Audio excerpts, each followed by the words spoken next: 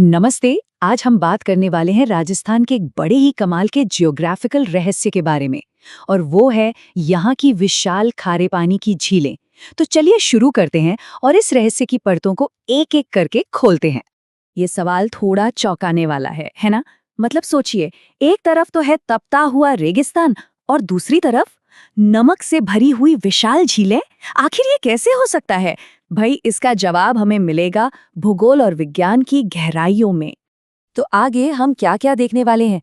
सबसे पहले हम समझेंगे कि राजस्थान में झीलें कितने तरह की हैं। फिर जानेंगे कि इनमें नमक आया कहाँ से।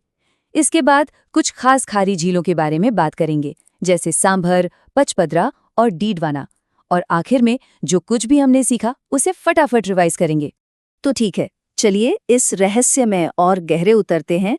सबसे पहले ये समझना बहुत जरूरी है कि राजस्थान में सिर्फ एक तरह की नहीं, बल्कि दो बिल्कुल अलग-अलग तरह की झीलें पाई जाती हैं। तो राजस्थान की झीलों को हम मोटे तौर पर दो हिस्सों में बांट सकते हैं। पहली है खारे पानी की झीलें। माना जाता है कि ये पुराने टेथिस सागर के बचे हुए हिस्से हैं। और दूसरी हैं मीठे पानी की झीलें, जो कि बारिश और नदियों के पानी से बनती हैं। एकदम सिंपल। अब आते हैं सबसे बड़े और सबसे इंटरेस्टिंग सवाल पर कि आखिर इन झीलों में इतना सारा नमक आया कहाँ से? इसका असली राज तो राजस्थान की जमीन के नीचे छिपा हुआ है। देखिए, इसका जो मेन कारण है ना, वो छिपा है यहाँ की खास जियोलॉजी में। जमीन के नीचे यहाँ माइकशिस्ट नाम की चट्टानें हैं। बस यही है असली वजह इन झीलों के खारेपन की। तो सवाल उठता है कि ये काम कैसे करता है। होता यह है कि इन माइकशिस्ट चट्टानों में जो नमक मौजूद होता है, वो केशिकत्व प्रक्रिया यानी कि कैपिलरी एक्शन से ऊपर की तरफ खिंच जाता है और झील के पानी में घुल जाता है। इसे आप बिल्कुल वैसे ही समझ सकते हैं जैसे एक दिए में तेल बत्ती के सहारे ऊपर चढ़ता है। सेम वही प्रोसेस यहाँ होता है। चलिए अब आगे बढ़ते हैं और एक नज़र डालते हैं कि राजस्थान में ये खारे पानी की झीलें आखिर हैं कहाँ-कहाँ। इसके बाद हम कुछ खास झीलों के बारे में डिटेल में जानेंगे। यहाँ हम कुछ बड़ी बड़ी झीलों को देख सकते हैं। सांभर, पचपदरा और डीडवाना के बारे में तो सबने सुनाई है, लेकिन इनके अलावा भी बहुत हैं, जैसे बीकानेर में लूणकरणसर, जोधपुर में फलोदी और जैसलमेर में कावोद। मतलब पूरे राज्य में ये खारे पानी की झीलें फैली हुई हैं। अब बात करते हैं सबसे विशाल और सबसे मशहूर झील की, सांभर झील। ये सिर्फ राजस्थान के लिए नहीं, बल्कि पूरे भारत के लिए बहुत ही ज्यादा इम्पोर्टेंट है। और हाँ, एक बहुत ही इंटरेस्टिंग फैक्ट ये है कि सांभर झील किसी एक नदी से नहीं बनी है।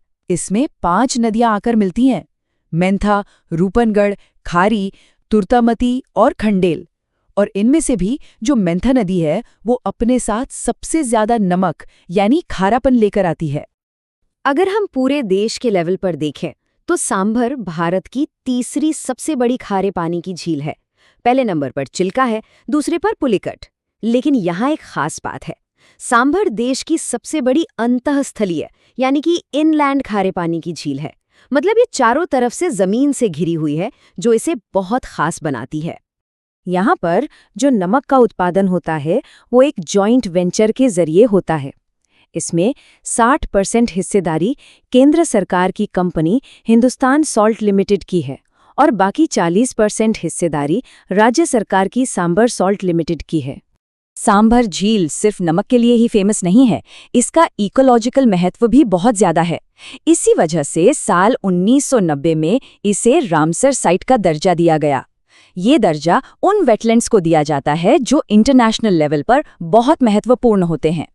यहाँ पर कुरजान और राजहंस यानी फ्लेमिंगो जैसे कई संरक्षित पक्षी भी पाए जाते हैं। आपको याद होगा 2019 में ये झील काफी न्यूज़ में थी, जब यहाँ एवियन बोटुलिज्म नाम की एक बीमारी की वजह से हजारों कुरजाम पक्षियों की मौत हो गई थी। सांभर के बाद अब हम दो और अनोखी झीलों की तरफ चलते हैं, पचपदरा और डीडवाना। और ये दोनों झीलें अपने गुणों में एक दूसरे से बिल्कुल अलग हैं। पचपदरा झील की जो सबसे बड़ी खासियत है, वो है यहाँ मिलने वाले नमक की क्वालिटी। इसमें सोडियम क्लोराइड यानी NaCl की मात्रा 98% तक होती है। सोचिए, 98%, जो इसे खाने के लिए सबसे बेहतरीन नमक बनाता है। यहाँ पर खारवाल जाति के लोग एक बहुत ही पुराने ट्रेडिशनल तरीके से नमक बनाते हैं और इस प्रोसेस में वो मोरली नाम की एक खास झाड़ी का इस्तेमाल करते हैं जो नमक के शुद्ध क्रिस्टल बनाने में मदद करती है। अब जरा पचपदरा की तुलना डीडवाना से करके देखते हैं। जहां एक तरफ पचपदरा का नमक बेस्ट क्वालिटी का और खाने लायक है, वहीं दूसरी तरफ डीडवाना झील से जो नमक मिलता है वो लो ग्रेड का है। और ऐसा क्यों? क्योंकि इसमें सोडियम क्लोराइड की जगह सोडियम सल्फेट ज्यादा होता है, जिसे खाया नहीं जा सकता। तो अब सवाल ये है कि अगर डीडवाना का नमक खाने के काम नहीं आता तो इसका होता क्या है? इसका इस्तेमाल इंडस्ट्रीज में होता है। यहाँ पर 1964 में राजस्थान स्टेट केमिकल वर्क्स भी बनाया गया था और यहाँ से जो सोडियम सल्फेट निकलता है उसका इस्तेमाल मुख्य रूप से कांच, कागज और चमड़ा इंडस्ट्री में किया जाता है। तो हमने राजस्थान की खारी झीलों के बारे में काफी कुछ जान लिया है। चलिए अब एक छोटा सा क्विक रिवीजन करते हैं और देखते हैं कि हमें कितना याद रहा। स्क्रीन पर कुछ सवाल हैं, जरा इनके जवाब सोचिए। पहला, राजस्थान की सबसे बड़ी अंतःस्थलीय खारे पानी की झील कौन सी है? दूसरा, पचपदरा झील में नमक बनाने के लिए किस झाड़ी का इस्तेमाल होता है? तीसरा सवाल, राजस्थान स्टेट केमिकल वर्क्स कहाँ पर है? और चौथा, सांभर झील को रामसर साइट कब बनाया गया और वहाँ कौन से जीव संरक्षित हैं? चलिए, उम्मीद है आपको जवाब याद आ गए होंगे।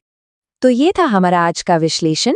उम्मीद है आपको ये जानकारी पसंद आई होगी और आपके लिए फायदेमंद भी साबित होगी। ऐसी ही और भी इंटरेस्टिंग जानकारियों के लिए हमारे साथ जुड़े रहिएगा। धन्यवाद।